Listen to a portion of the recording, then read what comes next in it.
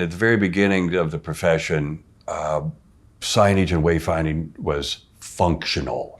It has now evolved over time to become the personality of the environment. It can incorporate colors and images, and it began to incorporate lighting. It began to incorporate tactile cues. It became, more than kind of the architecture. It became part of the architecture, not to overshadow it, but to really make it shine.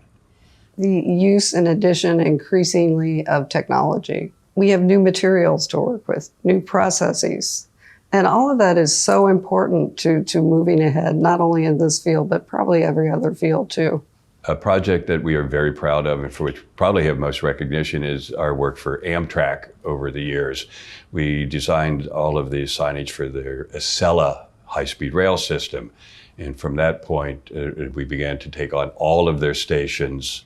Amtrak stations across the country were an amalgamation of other railroads. So there was no consistency of architecture. So we began to say, we can't integrate the signs into the architecture. We have to impose.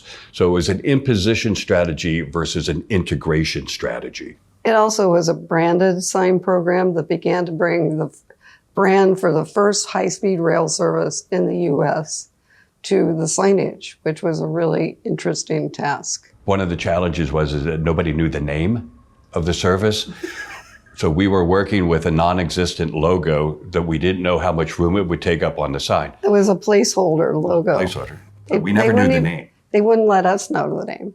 It was really amazing. It was kind of one hand behind your back design, where, okay, we got half the information, but not all of it. I would have to say another project that was really, really interesting for us was the Washington, D.C. wayfinding program. It was significant. I think we could say it's the largest wayfinding program in the United States. And probably one of the most successful. It's now expanded to well over 700 signs across the city. And because we were going to be touching on every neighborhood in the city and every institution, we had over 60 stakeholders that needed to be talked with, and many, many meetings with dozens and dozens of people from the smallest organization to the largest. I went to the my first SEGD conference it was either 79 or 80. And that's where I fell in love with the group. We were all like grabbing at straws and going, I have this project and I haven't the slightest. And SEGD was one of those places that none of us knew what we were doing. And we all learned from each other. We all learned from each other. And it still goes on today.